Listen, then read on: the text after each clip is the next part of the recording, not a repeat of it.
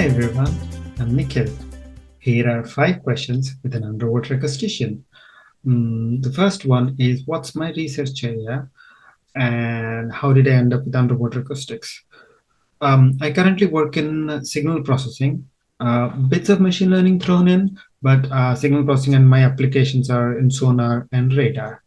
I was in India for a very long time working as a mechanical engineer, and I wanted to shift my field of study into fluids. And I was looking at opportunities available outside India to do R&D, and I was intrigued by the kinds of work that was done at University of Southampton, particularly the ICUA, the Institute of Sound and Vibration Research. So I reached out, and the PhD opportunities available were in ultrasonics, underwater acoustics, which aligned with my then interests. And so it was all by chance and by opportunity, and by because I was an international student, there were challenges involved in getting fundings and such. So I was lucky in getting into this field.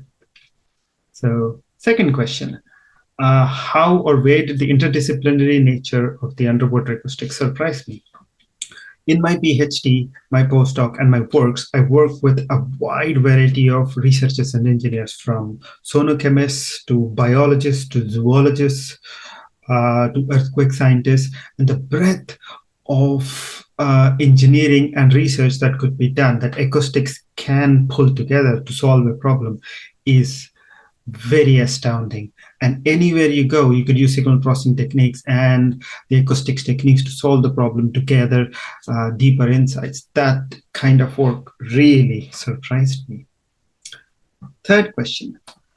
What do you think or what I think are the biggest challenges that our community faces when we reach out to the audience?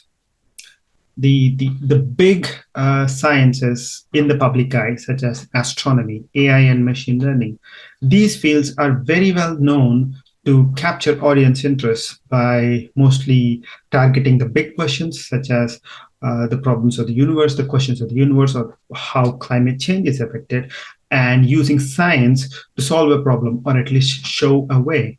Now, underwater acoustics or other research fields should and do work with these kinds of exciting, groundbreaking, really wide research areas, but we should have outreach and communication that capture the audience imagination, so that new entrants to the field or people who are moving or researchers who are moving field will think of underwater acoustics as one of the ways to solve these big problems.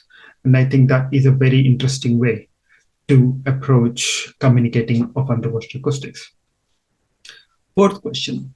What developments am I looking forward to in our field in the next 15-20 years?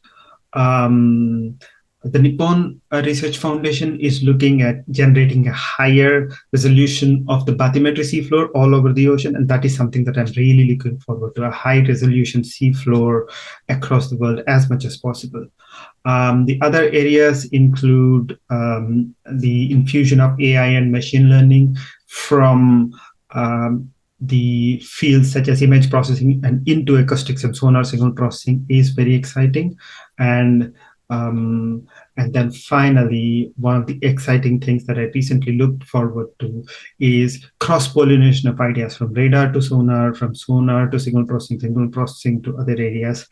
Those are the kinds of things that excite me, either at conferences or when I'm talking to other researchers. And last question. If I had no funding limitations, what kind of research would I do? There are a few ideas that I've had along during my research, and some of them do require very large amounts of funding. Something like solving a part of the climate change problem, because the oceans do take up a huge amount of carbon dioxide in the ocean, and the oceans are becoming acidic. So solving that problem or figuring out how to solve the problem using acoustics could be very exciting. The other things are to figure out the global wastewater problem or the global freshwater problem, to solve the population growth, and to use acoustics techniques underwater acoustic techniques to care for or protect the marine mammal life? These are the questions that I would tackle with as much resources as possible if I had access to unlimited funding. So there I go. 5 questions with underwater acoustics. I'm Nikhil. Thank you for listening.